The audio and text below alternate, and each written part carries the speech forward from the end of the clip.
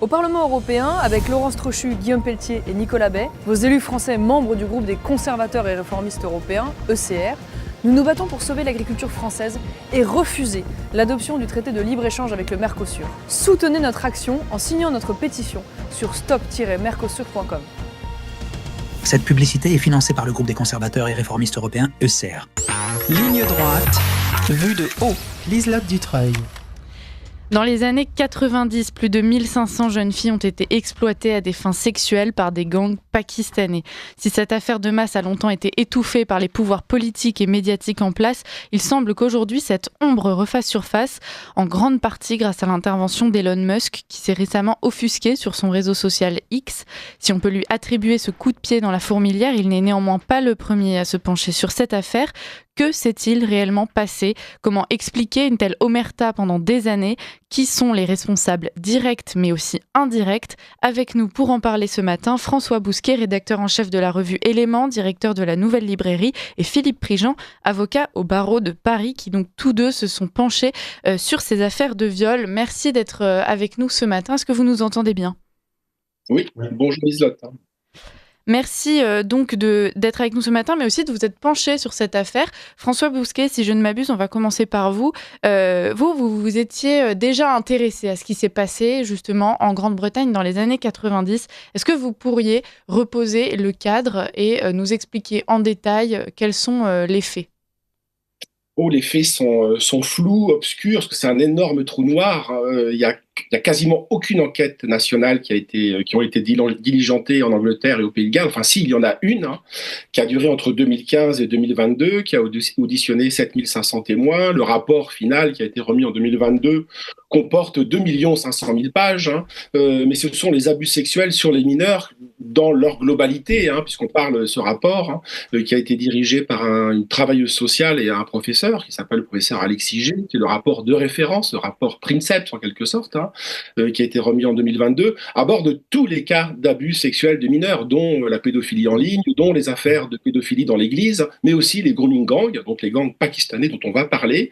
Pourquoi je dis que c'est un trou noir ? Parce qu'on a des enquêtes localisées dans les villes où il y a eu des inculpations. Vous citiez le cas de la ville de Rotherham, où il y a eu 1500 condamnations pour viol. Il y a la ville de Telford, où il y a eu 1000 condamnations pour viol collectif. Il y a la ville d'Oxford, pour lesquelles on a des enquêtes. Mais pour le reste, c'est un immense trou noir, un tel enseigne. Et là, on dépasse le cadre travailliste conservateur. La députée travailliste en 2015, Sarah Champion, de la ville de Rotherham, qui est un des cœurs des premières affaires médiatisées de pédophilie, parce que c'est de la pédophilie, là on parle de jeunes filles qui vont de 8, 9, 12, 13 ans, 15 ans, disait qu'elle a avancé ce chiffre sidérant, de 1 million de victimes. Donc c'est un trou noir. Vous disiez que Musk a ressorti l'affaire. Il y a également un lord anglais conservateur qui est à la Chambre des Lords en début d'année, à partir d'une extrapolation des villes pour lesquelles il y a eu des procès.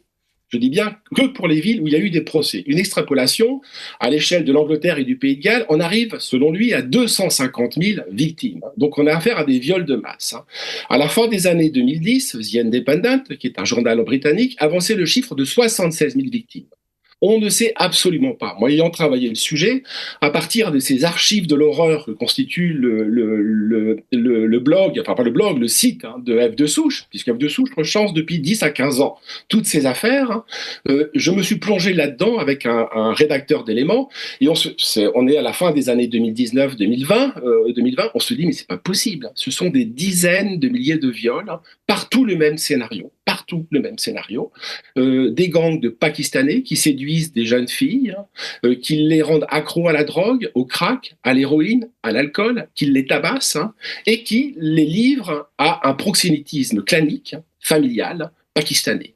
Dans les affaires qui sont passées devant les tribunaux entre 2015 et 2017, il apparaît que 84% des inculpés sont des Pakistanais. N'allez pas vous imaginer que les 16% restants, c'est Monsieur John ou Madame Smith. Non, ce sont des Bangladis, ce sont des Afghans.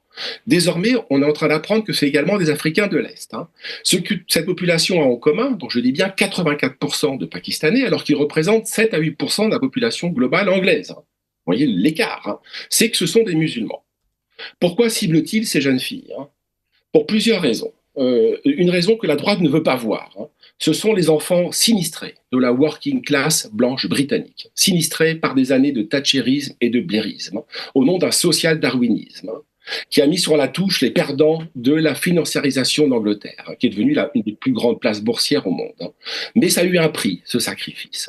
Eh bien, c'est la classe ouvrière. Les garçons sont devenus hooligans, punk, alcooliques, et les filles ont été violées massivement. Donc, la population ciblée, ce sont la population ouvrière blanche, des fillettes, on parle de fillettes. Et elles ont un autre avantage pour leurs bourreaux musulmans. Elles sont coraniquement impures. Donc on est confronté, c'est le paradoxe, dans cette Angleterre totalement désindustrialisée, parce que quand vous égrenez les villes, je vais en égrener quelques-unes, les villes anglaises, qui ont été le théâtre de ces nuits d'horreur qui ont duré non pas 10 ans, non pas 20 ans, non pas 30 ans, mais 40 ans. Eh bien, ce sont les villes anglaises désindustrialisées. Ce sont les villes de l'industrie textile, de l'industrie métallurgique, de l'industrie minière, où la classe ouvrière s'est effondrée. Quelques noms: Newcastle, Oxford, Rochdale, Bradford, Sheffield, Birmingham, Bristol, Leeds, Leicester. Et on pourrait égrener. Donc, ça égrène la toponymie d'une Angleterre qui s'est effondrée sur elle-même, parce que l'élite anglaise l'a sacrifiée. Donc oui, c'est un trou noir, parce que tout le gouvernement de Boris Johnson, conservateur, avait diligenté par son ministre de l'Intérieur, qui est d'origine pakistanaise, qui est un anglo-pakistanais, une enquête sur l'origine ethnique de ces gangs. Boris Johnson a étouffé le rapport. Donc il faut bien comprendre qu'à la fois les travaillistes et les conservateurs ont méthodiquement, institutionnellement étouffé, organisé le silence autour de ces affaires. Donc il y a une culpabilité collective de la part des élites anglaises, parce qu'on parle de la police, des magistrats, des travailleurs sociaux, des médecins, du milieu associatif, qui ont méthodiquement étouffer ces affaires. À telle enseigne qu'une travailleuse sociale, je crois que c'est dans la ville de Rotherham, a dû suivre un cours de sensibilisation à la diversité. Dans la ville de Telford, la police a émis un mémo invitant les policiers à traquer d'autres ethnies. Donc, en réalité, c'est le plus grand scandale, je pense, non seulement de l'Angleterre, non seulement de la Grande-Bretagne, mais de l'Europe après-guerre. Et ce scandale a été méthodiquement étouffé. Normalement, je serais une féministe, ce que je ne suis pas. C'est du pain béni, cette affaire. Il y a une culture du viol. Mais cette culture du viol, elle ne sort pas d'Eton. Elle ne sort pas de Cambridge. Elle ne sort pas d'Oxford. Elle vient des montagnes du Pakistan, du Pendjab, du Cachemire. Oui, il y a une masculinité toxique. Mais elle n'est pas blanche. Elle est d'origine exotique, d'origine exogène, étrangère. Oui, il y a une population qui a été méthodiquement racisée. Les Blancs. Les Blancs ont été méthodiquement racisés, méthodiquement ciblés, en l'occurrence les Blanches. Bref, ce sont des archives de l'horreur. On a commencé à médiatiser ces affaires-là à partir de 2003. Je rappelle cet exemple, après j'en ai fini. C'est une petite fille, Victoria, qui a 13 ans, a été happée par un gang de Pakistanais. Pendant 2 ans, elle a été violée par des dizaines d'hommes, toujours selon la même méthode, clanique, un proxénétisme clanique. Elle a été battue, tabassée. Je crois qu'un de ses bourreaux lui récitait les sourates du Coran quand il l'a tabassée. Elle a été droguée donc à l'héroïne. Elle est morte en 2003 d'une overdose d'héroïne que son bourreau, qui est le Jack l'éventreur, Jack le violeur, mais il n'est pas anglais, il est pakistanais, lui a administré. C'est le début. C'est la première affaire qui a été vraiment médiatisée. Après, quelques autres affaires ont été médiatisées. Mais je le redis, on n'a pas de vision globale. Moi, quand je fais l'enquête dans Éléments, je m'efforce, sur 10 ans d'archives, à essayer de cartographier cette Europe, pour essayer d'avoir une vision d'ensemble. Je le redis, on ne sait pas s'il y a des dizaines de milliers de victimes, des centaines de milliers de victimes. Aucune enquête nationale, officielle, n'a été publiée. Il y a eu des enquêtes, mais le gouvernement de Boris Johnson et les gouvernements suivants les ont étouffées, parce qu'ils ont peur du scandale. Comme dans la police de Manchester avait peur, elle le dit explicitement, puisque là les procès il y a eu des procès, donc on a les minutes des procès. La police de Manchester dit qu'elle craint des émeutes pakistanaises dans la ville de Manchester. Donc on étouffe l'affaire. Donc on laisse les fillettes se faire violer parce qu'on a peur des émeutes. Philippe Prigent, vous avez entendu donc cette enquête qu'avait menée François Bousquet et qu'il nous a résumée. Comme il le dit, c'est une horreur. On a aussi beaucoup de témoignages de jeunes filles qui expliquent avoir voulu porter plainte et qu'en fait leur témoignage n'a pas été pris à la juste mesure de ce qu'il aurait dû représenter. C'est un tabou, donc on l'a dit, dans les médias, dans la classe politique, mais aussi juridique. Vous êtes avocat. Comment est-ce que c'est possible que la justice d'un pays échoue à ce point ? Est-ce que l'idéologie a gangréné à ce point le système judiciaire britannique pour qu'on en arrive à sacrifier, François Bousquet l'a dit, une classe sociale entière ? Oui, mais avec autant plus facilité que nous sommes au Royaume-Uni. Le Royaume-Uni, par beaucoup d'aspects, est un pays qui ressemble à la France, c'est vrai, mais c'est aussi un pays où le système judiciaire est de base à 2 étages. Vous avez un système judiciaire qui marche très bien, beaucoup mieux que le système français quand vous êtes riche, grosso modo. Et là, vous avez des procès longs avec des juges qui étudient vos affaires. Un procès important aux États-Unis, c'est révélateur, ou au Royaume-Uni, ça peut être plusieurs semaines d'audience. En France, c'est une demi-journée, maximum. Donc, ils ont un système qui peut être très luxe quand vous êtes aisé. Par contre, et ça fait écho à ce que disait M. Bousquet au sujet de la working class britannique, quand vous êtes plutôt bas socialement, vous pouvez être traité avec un mépris qui est assez peu concevable en France. Je pense qu'il y a peut-être des équivalents en France, même probablement des équivalents de ce qui se passe en France, mais le système peut être extrêmement dur. Et encore une fois, je ne dis pas que la France est parfaite, mais pour vous donner une idée, on voyait des gens qui, les procureurs, attorneys, c'est un équivalent procureur ou substitut du procureur, disant à propos de ces jeunes filles qui effectivement pouvaient descendre jusqu'à 8 ans, il y a peut-être des histoires plus jeunes d'ailleurs, c'est un choix de vie, grosso modo, c'est sluts, elles s'habillent mal, elles sont indécentes, de toute façon, elles viennent d'une famille où elles auraient bien été violées par leur père ou leur oncle, donc ça change pas grand-chose. Ce genre de dureté de la part des procureurs explique les choses. On a aussi, chez les Britanniques, et là encore, c'est leur idéologie qui les pousse à ça, mais ça s'exprime de façon particulièrement brutale parce que le pays, la culture judiciaire le permet, le double standard qui a été appliqué entre certaines de ces affaires où il y a eu des condamnations, c'est vrai. Il y a eu des condamnations, mais les condamnations sont relativement faibles. Ça peut être de seulement quelques années ou moins. Enfin, faut imaginer un bonhomme dont il est établi dans un dossier judiciaire qu'il a commis 87 viols avec violence sur des mineurs. Vous lui donnez 3 ans de prison, vous divisez 87... 3 ans par 87 jours. 87, vous voyez bien que c'est pas très cher payé pour le viol. On est à moins d'un mois par viol.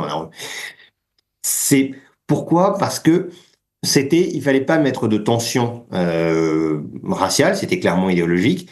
Mais à côté de ça, on voit la différence frappante avec les émeutes qui ont eu lieu il y a quelques mois. On en avait entendu parler cet été.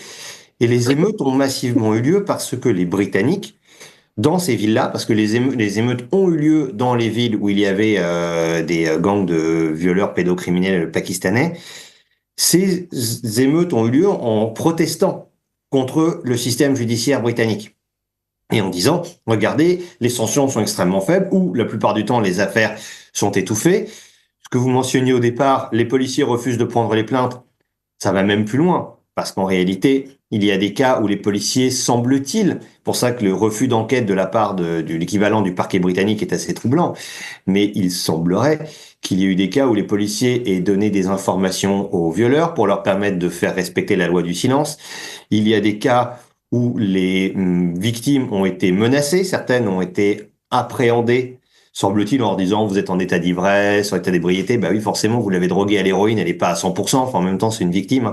Un type normal qui voit arriver une fille de 13 ans en pleurs en disant qu'elle a été violée, qui est droguée à l'héroïne, normalement, on se dit pas je vais l'arrêter pour état d'ivresse. Il semblerait qu'il y ait eu des menaces contre des pères qui ont essayé d'intervenir pour sauver leurs enfants.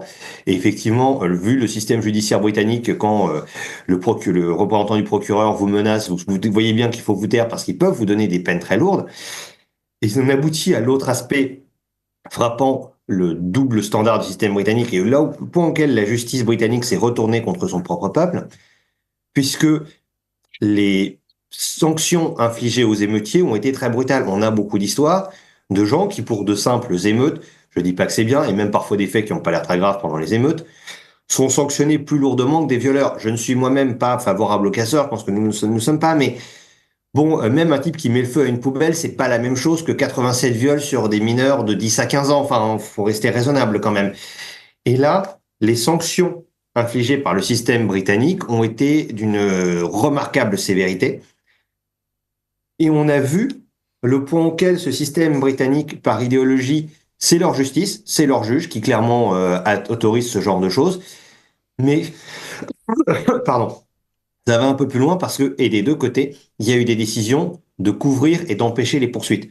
Le système britannique est un peu différent du système français, au sens où il est potentiellement plus centralisé. Oui, c'est possible que le système de faire ça.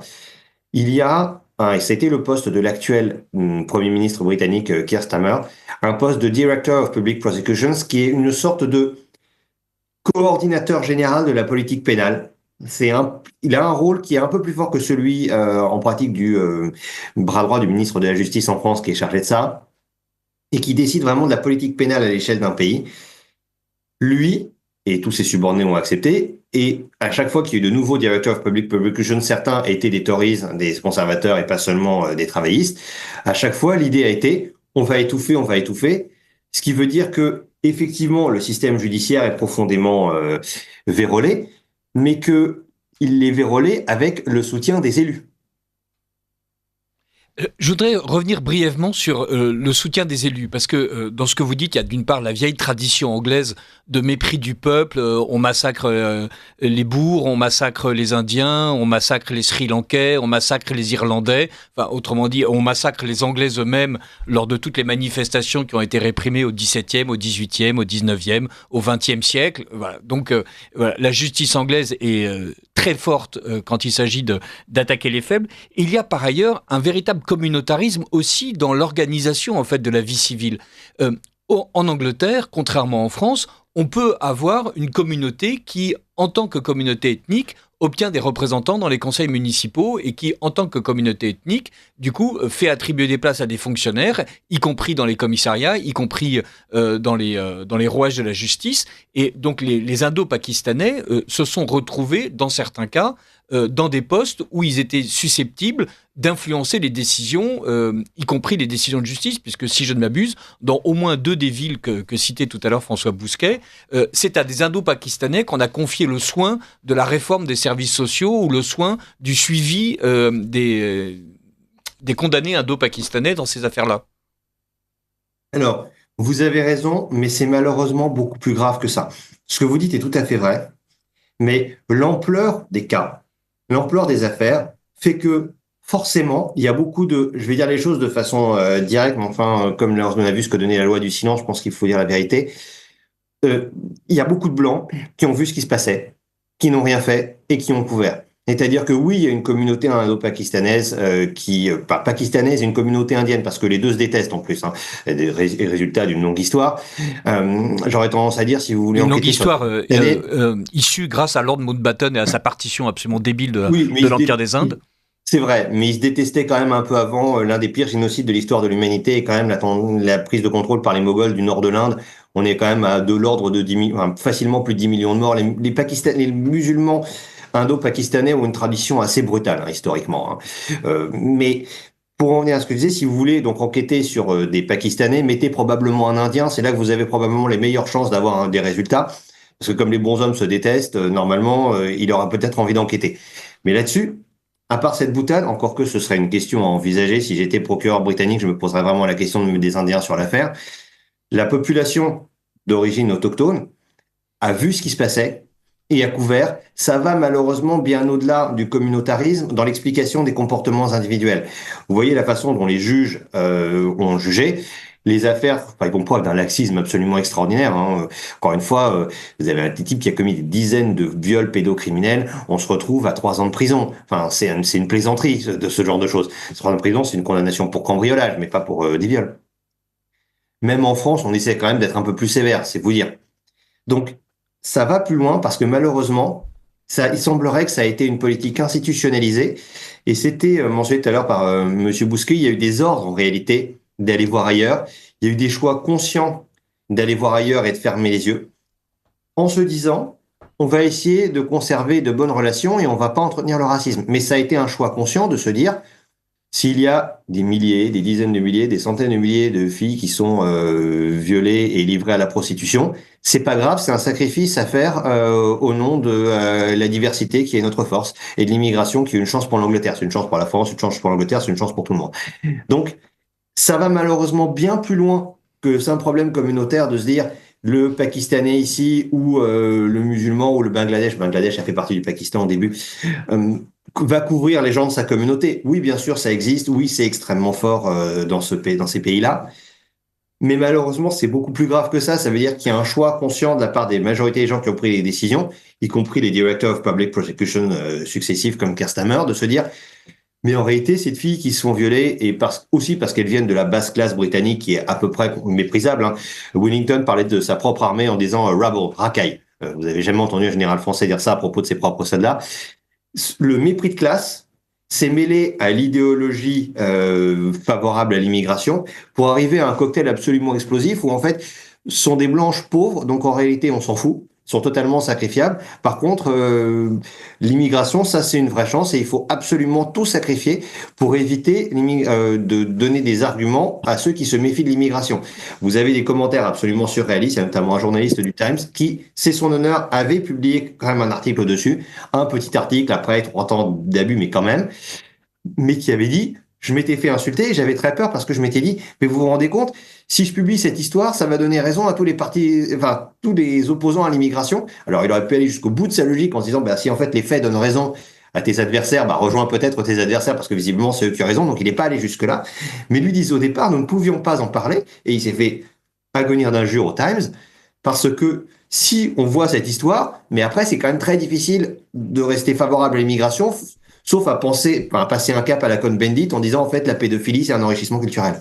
Alors justement, vous le dites, c'est compliqué ensuite après une telle histoire de persévérer dans cette voie de l'immigration de masse, de la bien-pensance la plus déconnectée du réel. François Bousquet, est-ce que là on est quand même dans la bien-pensance masochiste à son paroxysme? Est-ce que vous pensez qu'il y a un retour en arrière possible? Est-ce que c'est le genre d'événement qui peut renverser la situation au Royaume-Uni? Ou est-ce que ça démontre juste qu'on a tellement touché le fond que c'est irrécupérable? Parce que quand on arrive à sacrifier des générations entières de jeunes filles des classes populaires pour pouvoir préserver un discours bien-pensant, il y a quand même du souci à se faire. Difficile de répondre à cette question. Les choses changent. En tout cas, de fait, l'arrivée de Musk dans la partie a changé la donne, puisque c'est une caisse de résonance. La plupart de ces tweets sont vus par 50 millions de personnes. Donc ça change légèrement la donne. Il voulait apporter 100 millions de dollars au parti de Nigel Farage. Mais Nigel Farage nous montre toutes les contradictions de la classe politique anglaise. Il a toujours refusé l'entrée dans l'UKIP, donc qui était le parti pour l'indépendance, qu'il a dirigé, et aujourd'hui donc Reform UK, qui est le parti qu'il dirige, la venue de Tommy Robinson. Il l'a toujours refusé. Donc on voit la difficulté de la chose. On parle d'un pays, la Grande-Bretagne, où il y a plus de 20% de la population qui est d'origine extra-européenne. Donc ça va être assez difficile. Les conservateurs, je dis bien les conservateurs, de Boris Johnson, de son successeur, là, pour le coup, qui est indo-anglais, dont le nom m'échappe, mais peu importe, ont besoin du vote communautaire pakistanais musulman. Je voudrais revenir sur néanmoins la comparaison France-Angleterre. Je pense qu'en dépit des systèmes judiciaires différents, en dépit des conceptions de l'intégration plutôt communautariste en Angleterre, plutôt assimilationniste en France, le problème est le même. On ne pourra pas faire l'économie d'un nouveau concept en sciences politiques. On a du mal à l'imposer, il vivote aux marges du débat public ce concept. C'est la narco-tyrannie. La narco-tyrannie, il faut que nous imposons ce concept. Il faut que nous en parlions. La narco-tyrannie décrit la situation à laquelle nous sommes confrontés en Angleterre, les émeutes de Southport. On a des juges qui sortent d'Oxford avec un anglais parfait, perruqué, poudré, qui condamnent à 20 mois de prison des types qui ont relayé des posts appelant à l'émeute, en leur disant, la vidéo a circulé cet été, en leur disant « tenez-vous bien ». Le mépris de classe. Mais ça va au-delà de ça. La narco-tyrannie, c'est un concept qui a été inventé par un penseur conservateur américain et qui montre qu'il y a deux formes d'État aujourd'hui. C'est un État à deux vitesses, une justice à deux vitesses. C'est le double standard qu'évoquait Maître Prigent. Pour nous, citoyens ordinaires, eh bien, la férule de nous qui sommes soumis à l'impôt, la férule de la police, du contrôle social, s'exerce en permanence sur nous. Nous sommes confrontés à un État qui est omniprésent, envahissant, dont l'appareil législatif devient proliférant, cancéreux. Et en face, il y a un État roi feignant, il y a un État défaillant, il y a un État permissif, laxiste, avec les voyous du haut et les voyous du bas. On le voit avec les doubles standards et les doubles peines. Tommy Robinson, c'est fascinant. Il y a quelques années, en 2020, je crois que c'était pour les procès des viols collectifs d'Oxford, a été condamné parce qu'il les a filmés. C'était des procès à huis clos, donc interdiction de les filmer. Il a fait un Facebook. Il a pris 10 mois de prison. Quand Tommy Robinson est en prison, il ne peut pas quitter sa cellule. S'il quitte sa cellule, il est égorgé. Là, il a pris, parce qu'il a ressorti une affaire d'un migrant syrien, il a pris, je crois, 20 mois. Donc le double standard. Si on ne veut pas aborder la nature spécifique du régime, c'est-à-dire que l'État est en train d'abandonner et de trahir les peuples centraux. Ça n'est pas seulement le cas en Angleterre, c'est le cas en France. En France, il y a aussi un double standard. C'est-à-dire qu'une chaîne comme C8 peut être interdite, mais pas Radio France. Que la présidente du principal parti français peut être inéligible, comme Trump aux États-Unis. C'est un phénomène global qui affecte l'Allemagne. Les peuples centraux sont abandonnés par leurs élites. Ça n'est pas un cas spécifiquement anglais. C'est l'anarcho-tyrannie. C'était une tyrannie anomique. Tyrannie pour nous, pour moi, pour vous. Nous sommes contrôlés parce que nous dépassons de 7 km/h. Nous sommes flashés par un radar parce qu'on a dépassé de 7 km/h. Si on ne paye pas, on a des pénalités. Et en face de ça, comme le rappelait Maître Préjean, on a des bourreaux qui ont violé à la chaîne, comme dans des bordels militaires de campagne. Sauf que là, on a affaire à des victimes qui ont 10 ans, 11 ans, 12 ans, 13 ans, et qui prennent pour chaque viol 1 mois de prison. Donc c'est ce déséquilibre-là qu'il faudra corriger. Et si on n'arrive pas à imposer ce concept d'anarcho-tyrannie, on est impuissant à comprendre la réalité à laquelle nous sommes confrontés. Les anywhere ont abandonné les somewhere. Alors, les somewhere, d'ailleurs, ne sont pas représentés, vous le souligniez tout à l'heure dans l'introduction, les somewhere n'ont pas de représentation politique, et c'est ce qui explique aussi la difficulté qu'ils ont à se faire entendre, puisque aucun représentant n'est là pour dire que le Parti des ouvriers mérite d'être défendu, alors qu'en Angleterre, évidemment, quand un MP prend la parole, on l'écoute. Je voudrais revenir malgré tout brièvement sur le cas anglais, et même si la narco-tyrannie est évidemment un concept structurant très fort, en évoquant l'affaire Jimmy Savile, puisque donc Jimmy Savile, là aussi, pédophile de la télévision, célèbre, meurt, et une fois mort, l'establishment reconnaît qu'il y avait peut-être un léger problème. En fait, le léger problème, c'était des milliers de victimes pédophiles, où évidemment il y avait Jimmy Savile, ses amis, les producteurs de télévision qui savaient qu'il était pédophile. Et là, il y a eu une enquête, et à la mort de Jimmy Savile, brusquement, l'Angleterre découvre, stupéfaction, qu'il y a toujours des pédophiles en Angleterre, et que on peut faire une enquête nationale, et elle peut aboutir, et elle aboutit à des condamnations très violentes. Certains Anglais se sont fait retirer leur titre de baronnet. Enfin, ça a été un choc dans la gentry. Et est-ce qu'on peut espérer qu'à un moment donné, il y ait quand même ce type d'enquête qui soit déclenchée aujourd'hui? Alors, au sujet des viols de petites filles par les Pakistanais, c'est tellement grave que ce serait un basculement politique si jamais ça se produit. Pourquoi je dis ça? Il est relativement facile de dire, bon, l'un d'entre nous est un sagouin, on l'a protégé pendant très longtemps, en plus quand il est mort, c'est pas trop grave de s'en prendre à lui, et de tuer un bouc émissaire pour dire le troupeau est sain, c'est juste celui-là qui pose un problème.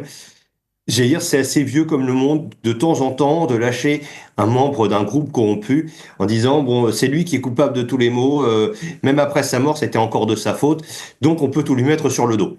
Vieille logique du bouc émissaire. Il se trouve que, dans le cadre des rape gangs britanniques, l'ampleur du phénomène rend la chose très difficile. Parce que si vous voulez dire, on va trouver 1, 2 ou 5 responsables, après avoir fait une enquête nationale, là, vous n'allez pas tomber sur 1, 2 ou 5 responsables. C'est-à-dire que si vous virez 5000 juges et procureurs et policiers haut placés, Vous êtes en réalité simplement en train d'écrémer le haut de ce qui est en train de se passer. Il ne s'agit pas de victimes individuelles, il faudrait, comme le système est massivement vérolé, considérer par exemple que tous les Directors of Public Prosecutions, qui sont des sortes de quasi-ministres de la Justice, bras droit du ministre de la Justice, depuis 40 ans, doivent être virés. Au moins un tiers des procureurs britanniques devraient être virés. Leurs adjoints qui s'étaient chargés de ces affaires devraient être virés.